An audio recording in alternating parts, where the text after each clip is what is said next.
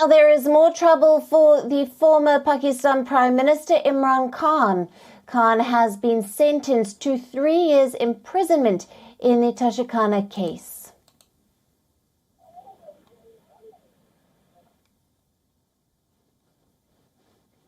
Now, we are being joined by WION's Pakistan Bureau Chief Anas Malik live from Islamabad. Hello to you, Anas. What is the latest update? Well, the latest, Alison, is that Imran Khan has been sentenced to 3 years in prison in the Toshakhana case. The Toshakhana criminal proceedings, that means that he has not submitted the gifts in the repository. Instead, had sold them illegally for criminal gains or for personal benefits. The gifts that he had gotten while as the Premier, as the Prime Minister, by different heads of state or governments as the gift. Those were the property of the government of Pakistan and not Imran Khan. And he has not declared the selling of those items in his tax returns. So therefore, he has been sentenced for 3 years in prison with 100,000 rupees of Pakistani rupees worth fine as well. In case of him not being able to pay the fine, then his conviction will be increased by another 6 months. What we know so far is that Imran Khan is currently en route to Lahore, to Islamabad from Lahore to appear in the Al-Qadir Trust case. His arrest warrants have been issued and he has been disqualified to hold any public office or even run for any public office for the next 5 years as a result of this conviction. Alison? Now, Anas, just how much trouble is this for the former Pakistan Prime Minister? What does he do from here? Well, the trouble just mounts. Now his arrest warrants have been issued. As I talked to you, sources indicate that the paramilitary rangers are being deployed outside his Lahore residence. So we would be seeing his arrest, which is now inevitable. And with that, Imran Khan going behind bars. Now, what is to be noted is that his lawyers had already moved to the Supreme Court seeking the annulment of the Islamabad High Court judgment. So now they will have to move a fresh application seeking a bail and annulment of the judgment of the trial court itself. Alison? Now, Naz, the Toshakhana case is not the only legal troubles for Imran Khan. Can you share details about the other legal cases surrounding Imran Khan? Well, the other cases are also pertaining to some corruption proceedings with regards to the Al-Qadir Trust case. He's also wanted in some of the cases pertaining to terror charges as well, broadly speaking. But this case, Toshakhana, and the Al-Qadir Trust case were two cases in which this was a damning charge.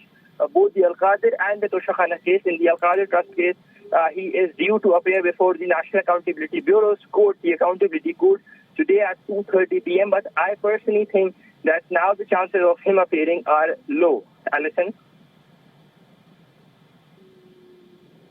Right, and Anas, how do we see the timing of this judgment, as we know it comes just ahead of the elections?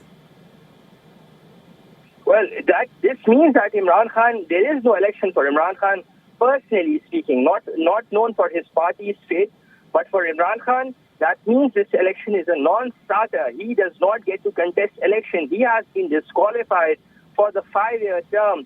That means up until 2028, he cannot hold or run for any public office, largely speaking, as a consequence of this judgment that just came from the trial court in the Toshakhana proceedings.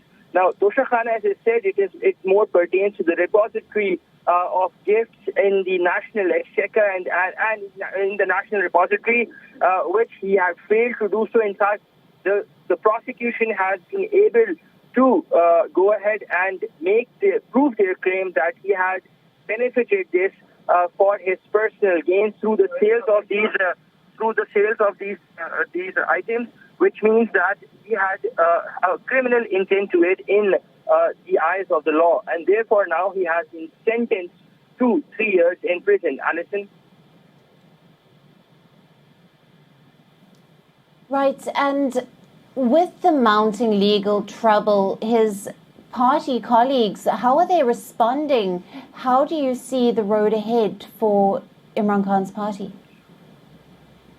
We're yet to see a response coming in from the Pakistan Tehreek-e-Insaf because, as I said, the verdict just came literally 20 minutes ago. So it's too early for them to respond. But what is now inevitable is an Imran Khan arrest in this charge, in this particular case. So that will have to be known. Where is Imran Khan right now? That's a bigger question, which is unknown as well. Because he was, as I said, he is due to appear before the Islamabad court, the accountability court, at 2:30 p.m. local time in the Al-Qaeda Trust case. But that becomes that is immaterial because that extension in bail becomes immaterial because he's already been convicted and been ordered to arrest, and as a consequence to it, he has also been disqualified. So trouble mounts. There is no reaction from Imran Khan's party because what we understand is it's a bit too early for them to respond. But the next few hours, we'll be seeing much more reactions. And whether or not will there be a public reaction as well? That's the question to the answer to which will be known in some time from now. Alison? Right, and Anas, just the legal options available for Imran Khan at the moment? Yes, absolutely. Indeed, the options are available. He can appeal against the verdict in the Islamabad High Court and to go to the Supreme Court because this is a trial court verdict.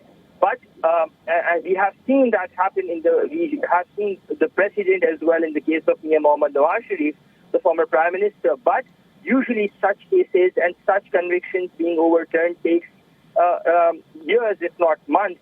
And that would remain a legal problem because Pakistan is just months away from an election being announced, from going into elections mode, days away from the government being dissolved. So this essentially means that Imran does not have much of the options open on his part.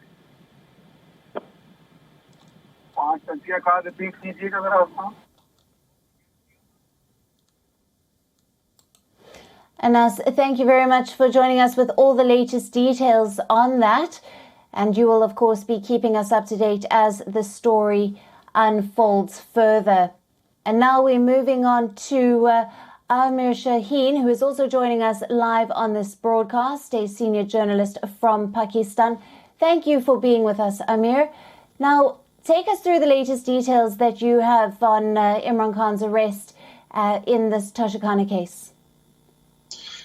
Very predicted, because this is what's been happening in the Pakistan's political history. Elected prime ministers are ousted and elected prime ministers are disqualified. Imran Khan kind of made it very easy for the hybrid military regime to disqualify him, given the way he tackled the state gifts that were given to him and the way he was misdeclaring, the whole trail of what happened to them. And then there were these media reports that showed that he was not showing, his lawyers were arguing on very difficult, points. And it was very expected, also given the fact that the political hybrid regime in Pakistan has been delaying the general elections. And it was kind of a consensus opinion amongst journalists that the reason why this is happening is because of two things. One is that they want to get former Prime Minister Nawaz Sharif back in the country. And the other reason was that they wanted to get Imran Khan and his close allies, who have now all kind of left him. Not all, like most of them have left him. They were trying to either get them to leave Imran Khan or to disqualify him, the way that almost every prime minister has been kicked out or disqualified in the history of Pakistani political culture. Absolutely, Amir. We unfortunately are out of time. Thank you for being with us on this broadcast and your insights there.